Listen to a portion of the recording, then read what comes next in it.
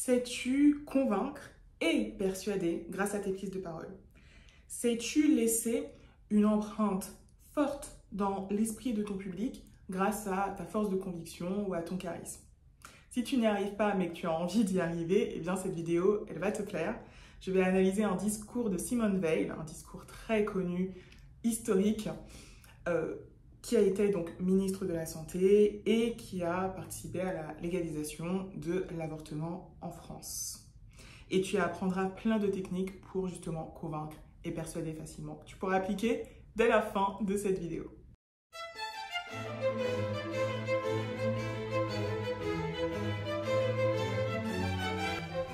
Bienvenue ou bon retour sur notre chaîne, je suis Jennifer Teleb, je suis la directrice de l'école d'expression. Notre rôle, notre mission, c'est de former les ambitieux francophones qui veulent bien s'exprimer à l'oral et à l'écrit. Parce que sans l'expression, il est impossible de prendre sa juste place dans la société. Et on est rétrogradé à une place, des fonctions, un traitement social qui ne nous convient pas. Donc, pour s'épanouir dans ses relations et réussir au travail, bien s'exprimer, c'est indispensable. Et c'est à ça que sert l'école d'expression. Et toi, si tu as envie de commencer ton chemin d'apprentissage pour mieux t'exprimer, eh bien, je t'invite à t'inscrire à la masterclass gratuite T'exprimer avec aisance. C'est juste en dessous, sous cette vidéo dans la barre d'infos avec le lien d'inscription. Et tu pourras gratuitement en fait découvrir la technique secrète qui te permettra, surtout si tu cherches beaucoup tes mots, de mieux t'exprimer rapidement. On commence avec Simone Veil et comme d'habitude, je précise que cette analyse n'est que la mienne, qu'elle n'a aucune vocation scientifique, aucune vocation exhaustive ou je ne sais. Le but, c'est tout simplement que j'en tire avec ce qui me vient sur le moment, des techniques pour vous aider et surtout que j'utilise mon expérience auprès de plus de 700 élèves au sein de l'école d'expression qui ont suivi nos programmes pour vous orienter vers les techniques qui pourront vous donner de meilleurs résultats. Donc j'utilise énormément ma compétence pédagogique et l'expérience pédagogique que nous avons, parce que je ne suis plus du tout seule, à l'école d'expression. On est parti avec le fameux discours de Simone Veil. Donc c'est à l'Assemblée nationale. Je le dis avec toute ma conviction, l'avortement doit rester l'exception, l'ultime recours pour des situations sans issue. Mais comment le tolérer sans qu'il perde ce caractère d'exception, sans que la société paraisse l'encourager? Ok, donc elle commence, là le discours commence, enfin l'extrait en tout cas commence in medias res, enfin c'est pas exactement propre, comme, en tout cas ça commence dans le dur, dans l'art. Et j'ai juste mentionné un petit fait, voilà, elle a fourché, sa langue a fourché sur un mot, voilà, et il me semble que dans l'extrait de 2 minutes, sur un ou deux autres mots, c'est le cas. Et on s'en fout. Je fais parfois des vidéos qui analysent des prises de parole ratées ou qui soulignent les difficultés de certaines personnalités publiques. Et les gens ont du mal avec les imperfections. Hein. Ils ont l'impression que avoir des imperfections, c'est un signe de faiblesse. Et quand on les pointe, ça dénigre l'autre. À l'école d'expression, ce n'est pas le cas. Et vous voyez bien que personne n'a retenu cela du discours de Simone Veil. Et le problème, c'est que beaucoup d'entre vous, déjà, et c'est important pour convaincre, beaucoup d'entre vous, dès qu'il y a un accroc, quelque chose d'imparfait dans votre expression, cela va vous peser mentalement, vous allez perdre en fluidité, vous allez vous focaliser sur ça et non plus sur votre intention de départ. Et ben là, Simone Veil, elle continue avec brio, donc on n'en a rien à cirer finalement du mot sur lequel elle a fourché, sa langue a fourché, on s'en fout. C'est une métaphore qu'on utilise beaucoup, show must go on, à l'école d'expression. Un chanteur sur scène, quand il est en concert et qu'il fait une fausse note, il ne va pas s'arrêter en plein milieu et dire à ses fans « Désolé, j'ai fait une fausse note, je reprends ». Quelqu'un qui fait cela, c'est quand même agaçant, quoi. Il va continuer « Show must go on » et les fans ne vont peut-être même pas remarquer la fausse note. Cela signifie quoi? C'est que déjà, pour convaincre, il faut se laisser habiter par son objectif. Quand on veut convaincre, ça veut dire qu'on a une thèse à défendre et que l'on veut la défendre le plus possible pour que notre public se range de notre côté, adhère à nos idées. Et quels que soient les accros, les obstacles que l'on va rencontrer sur notre chemin, il va falloir les dépasser pour continuer de défendre notre thèse. Et c'est ce qu'elle fait. Donc, pour avoir une force de conviction, il faut être déterminé. Il ne va pas falloir lâcher au premier accroc. Sinon, vous n'allez pas faire long feu. Donc, c'est déjà la première leçon, moi, que j'en tire. Et je suis sûre que ce n'est pas une leçon que la plupart des gens en tirent en regardant, en écoutant ce discours-là. Autre élément sur le plan plutôt de la stratégie argumentative, c'est que là, Simone Veil, elle choisit dans les mots qu'elle utilise, les expressions, elle va le faire après, donc je vais repointer ça, elle choisit un angle de... en gros, elle répond à une objection de ses opposants. Et pour convaincre, c'est important en argumentation, de pas seulement défendre soit son point de vue, mais aussi de répondre aux objections. Et une des objections, c'est notamment, si on légalise l'avortement, on est en 1974 en France, hein. Donc si on légalise l'avortement, ça va devenir un acte anodin, voilà, ce sera trop facile d'accès, alors que c'est quelque chose de grave, d'important. Et là, elle commence par préciser que aucune femme, n'avorte par gaieté de cœur, et donc elle veut montrer que son intention n'est absolument pas la banalisation de l'avortement. Donc, je précise que cette vidéo, je ne partage pas ce que je pense moi, on n'en a rien à faire, c'est pas une critique ou un éloge de Simone Veil, on est juste là pour apprendre à mieux s'exprimer, et convaincre et persuader. Donc, ce que vous devez en retenir de cela, c'est que vous devez inclure dans votre discours des réponses aux critiques de vos opposants. Donc, on continue. Je voudrais tout d'abord vous faire partager une conviction de femme. Je m'excuse de le faire devant cette assemblée presque exclusivement composée d'hommes. Là, je m'arrête rapidement. Voilà, donc ça, c'est un élément aussi.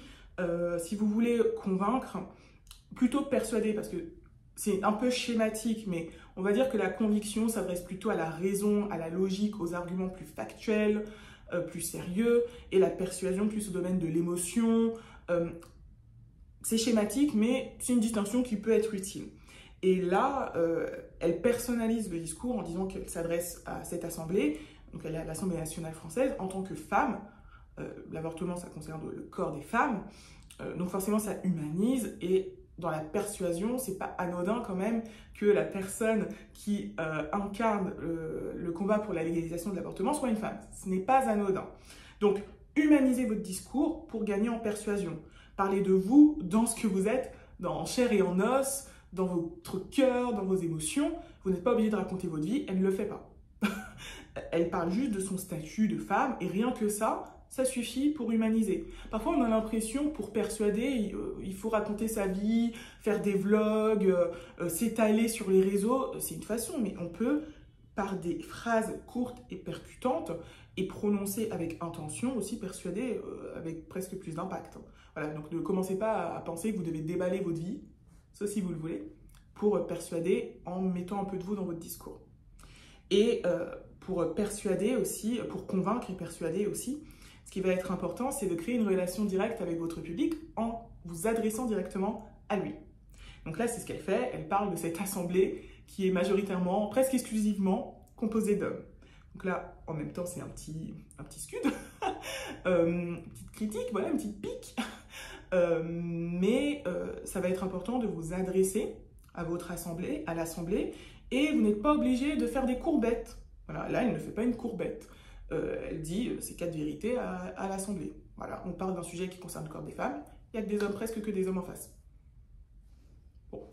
Après, voilà, elle aurait pu être encore plus polémique là-dessus et tout, mais elle veut faire voter une loi quand même déjà suffisamment compliquée. Donc, ce n'est pas forcément très stratégique de trop piquer le public sur ça. Ce n'est pas ce qu'elle va faire. Mais elle le mentionne quand même. Aucune femme ne recourt de gaieté de cœur à l'avortement. Il suffit d'écouter les femmes. C'est toujours un drame.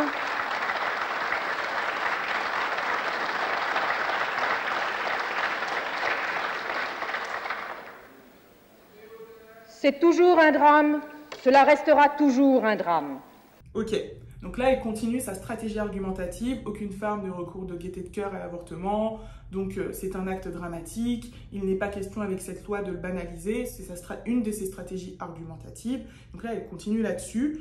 Et là, elle est dans l'insistance. Elle va utiliser, et pour convaincre, si vous voulez être puissant et fort, pour laisser une empreinte, vous allez devoir utiliser les outils linguistiques, les outils de la langue française, les outils littéraires. C'est ce qu'elle fait. C'est ce qu'elle fait en disant, c'est toujours un drame, ça restera toujours un drame. Donc, j'ai décortiqué rapidement pour vous les outils littéraires qu'elle utilise. Donc déjà, il y a un outil de base qui est la répétition. C'est toujours un drame, et cela restera toujours un drame. Répétition de toujours et de drame. Donc déjà, il y a une répétition. Un autre élément qu'elle utilise, c'est ce qu'on appelle les registres. Alors, les registres, c'est très important quand on veut créer des discours qui créent un impact puissant. Les registres, en gros, ou les tonalités, permettent de donner une note émotionnelle à votre discours. Ça veut dire qu'en l'écoutant, on va ressentir une certaine émotion en particulier. Il peut y avoir plusieurs registres dans un discours. Donc, par exemple, j'ai parlé du cliché, un spectacle d'humoriste, stand-up, il y aura le registre humoristique, l'émotion qu'on va ressentir. En tout cas, ça va nous faire rire, la réaction que ça va générer en nous, c'est du rire, et on va peut-être ressentir de la joie, du plaisir, voilà. Et là, pour le coup, on est clairement à l'opposé. Elle a une posture extrêmement solennelle et un registre finalement assez polémique. On est quand même dans polémique dans le sens de la défense des droits des femmes, pas dans le sens de l'attaque des opposants. C'est aussi une autre façon du registre polémique. Et comment on le voit, le registre polémique de la défense, on se bat pour défendre, on le voit déjà dans sa posture, dans sa posture extrêmement verticale, dans son ton qui est plus grave. Si vous écoutez d'autres interviews de Simone Veil, vous verrez qu'elle a une voix et une élocution plus guillerette, plus joueuse. Là, voilà, elle se met vraiment dans le rôle du discours, quoi. Même sa tenue, il y a quelque chose d'un peu austère, quoi. On est là pour parler de quelque chose de sérieux, de grave, et pour se battre, voilà. Et surtout aussi dans son élocution, le ton de sa voix, il y a quelque chose d'un peu sec aussi.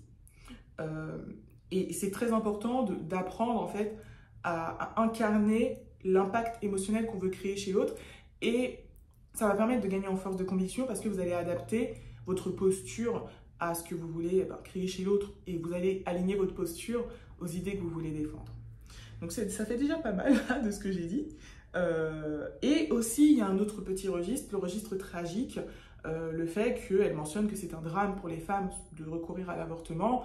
Donc, cela montre qu'il y a des destinées de femmes qui, à cause de leur vie, en fait, n'ont qu'une issue tragique, qui est l'avortement. Et le terme de drame, en fait, ça crée cet effet, cet effet tragique, cette destinée funeste à laquelle beaucoup de femmes ne peuvent pas échapper. Et donc, c'est pour ça qu'il faut légaliser.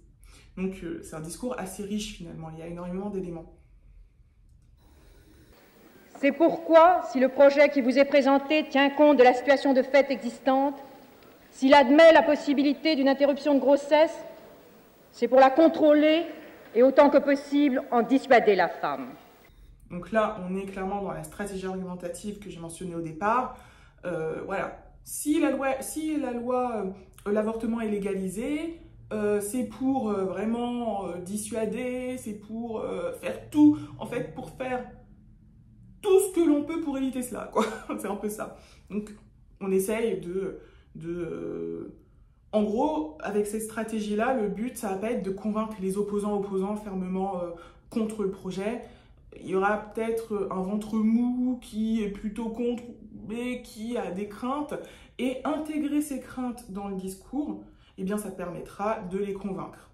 Donc, c'est important aussi que, quand vous voulez convaincre, de peut-être un peu faire le point sur votre public, sur les le positionnement des différents groupes de votre public, qui sont vos opposants et leurs arguments, qui sont vos adjuvants, les personnes qui sont dans votre camp, qui sont les personnes qui peuvent être convaincues par votre discours, en tout cas qui peuvent basculer parce qu'elles ont une position mais qui peut changer et qui ont besoin d'être rassurées ou d'avoir la confirmation de certains points.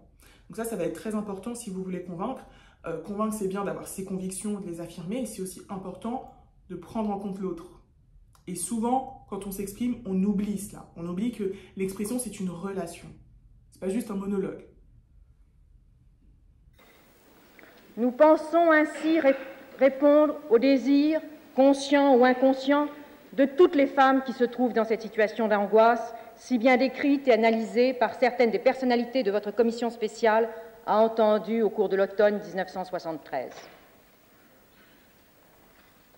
Actuellement, celles qui se trouvent dans cette situation de détresse, qui s'en préoccupe?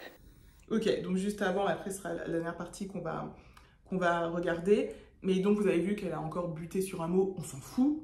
Je vous le mentionne juste pour que vous lâchiez la grappe sur vos imperfections à l'oral. Donc si vous en mettez en commentaire, oui j'en ai, est-ce que ça m'empêche d'avoir une chaîne YouTube qui va dépasser les 100 000 abonnés, d'aider des centaines d'élèves à mieux s'exprimer? Non.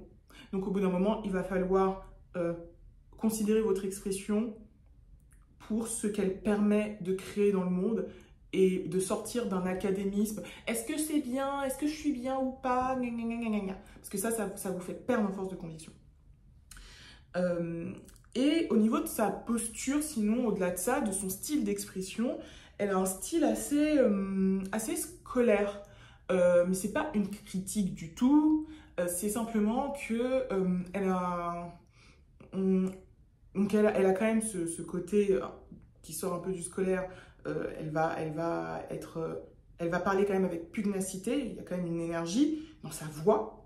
Mais en même temps, elle a une posture, une tenue qui, en tout cas, est assez conservatrice et qui est polissée. Et je pense que c'est un équilibre qui est stratégique parce que sa présentation, on va plutôt dire ça, sa présentation, tenue, coiffure, etc., le petit collier de perles et tout bourgeois, cette présentation polissée lui permet d'être un peu plus pugnace dans son élocution, dans son énergie, et ça permet de créer un équilibre. Parce que si en plus de cette pugnacité, de cette énergie, agressivité c'est fort, mais en tout cas, voilà, cet engagement, il y avait en plus une présentation un peu plus guerrière, ça ferait peut-être un peu trop. Donc je pense que c'est stratégique et une bonne stratégie. Bon, la preuve, les résultats sont là et on s'en souvient encore aujourd'hui de ce discours. Donc c'est intéressant aussi quand vous voulez convaincre de penser pas seulement à votre discours, pas seulement à votre prestance en termes d'élocution et de gestuelle et de corps, mais aussi à votre présentation physique. Est-ce que vous pouvez utiliser ça et jouer de vos vêtements, de votre tenue, de votre coiffure pour peut-être rééquilibrer certaines choses? C'est très intéressant de penser à cela, mais c'est un niveau avancé. Mais là, on parle de conviction, hein, de force de conviction. Là, elle a le paquet, le total, le paquet complet, on va dire ça. La loi les rejette non seulement dans l'opprobre, la honte et la solitude, mais aussi dans l'anonymat et l'angoisse des poursuites. Contraintes de cacher leur état, trop souvent elles ne trouvent personne pour les écouter, les éclairer et leur apporter un appui et une protection. Ok. Et là, c'est très important comme élément, parce que là, elle utilise un autre registre qui est le registre pathétique. Donc là, elle va parler des situations de femmes, des situations de détresse, des femmes qui ne sont pas assez soutenues, et donc la loi est là pour les soutenir. La loi qu'elle veut faire voter est là pour les soutenir. Et donc là, on est plutôt dans du registre pathétique parce que ça crée de la pitié pour ces femmes qu'on a ensuite envie de soutenir. Et elle va utiliser du vocabulaire, voilà, autour de l'impuissance, du soutien, de l'aide. Et elle va aussi utiliser des outils littéraires, des outils rythmiques avec des rythmes ternaires, binaires. Vous voyez, quand on scande des mots, donc j'ai inventé les femmes sont abandonnées, méprisées. Donc là, c'est un rythme binaire. Vous voyez, c'est en 2 temps. 1, 2. Si j'ai 4 mots, ça serait 1, 2, 3, 4. Et vous voyez qu'à plusieurs reprises, dans 2-3 phrases finalement qui sont assez resserrées, elle utilise cette musicalité et ça a un effet très puissant pour embarquer votre public, le captiver, et donc ce que vous allez dire à ce moment-là aura encore plus de puissance. Et là, ça permet d'insister sur la situation de certaines femmes qui sont démunies. Je pense que là, vous avez une bonne vue de l'ensemble des éléments qui sont nécessaires pour convaincre et persuader. Et j'espère que vous avez pris plein de notes parce que c'est une masterclass de Simone Veil et j'ai donné des éléments qui, encore une fois, ressortent beaucoup chez les élèves de l'école d'expression et il y aurait encore énormément de choses à dire, bien sûr. Je m'arrête là et je vous dis à la prochaine vidéo. Salut!